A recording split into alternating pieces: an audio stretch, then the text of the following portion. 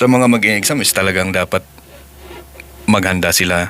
Okay, preparation hindi lang dun sa review, pero pati yung status mo sa physical mo, Tama. sa mental mo talagang kailangang nakahanda ka.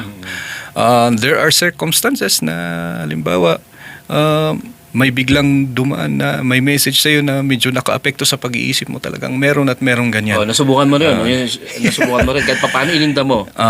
Yan, kailangan mag-focus ka muna sa kung anong ginagawa mo, and then harapin mo yung mga problema na yan later on pagkatapos. Okay. Focus to the task at hand. Kung nandiyo English nga eh. Nakaka-nervous dito sa... Nakaka-nervous dito.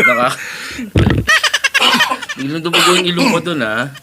So, number 1, ang kailangan focus talaga. Focus talaga. And then of course, ito lang naman ang is preparation. Okay. So, kung hindi ka daw nagpe-prepare, kung wala kang plano, talagang nagpe-prepare ka para mag-fail. So, preparation. Naganda nun. Pakiulit para mapakuha ng mga... Kung hindi ka nag-prepare para sa isang bagay na gusto mong kunin, parang nag-prepare ka na rin para mag-fail. So, ibig sabihin, kung seryoso ka sa isang bagay na ito, seryosohin mo. Mag-prepare ka. Mag-effort ka. Sabi nga ni, shout out pala dun sa ating naging guest sa podcast, si Sir Bob Aliping. Hello, Sir Bob! Boy, a long time no si Sir, ha? Ang sabi niya is, nothing's for free. Okay? You have to work for it. Sabi niya. Okay, so walang libre. Kahit na yung sabi nga nila is kahit na ayan, kaya sa'yo na, pero kailangan mo pa rin mag-effort para makuha mo yun.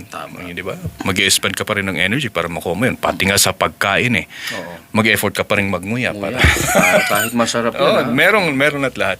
Lahat ng mga bagay na worth it, talagang kailangan nating, para makuha natin, kailangan tayong mag-effort. Wow!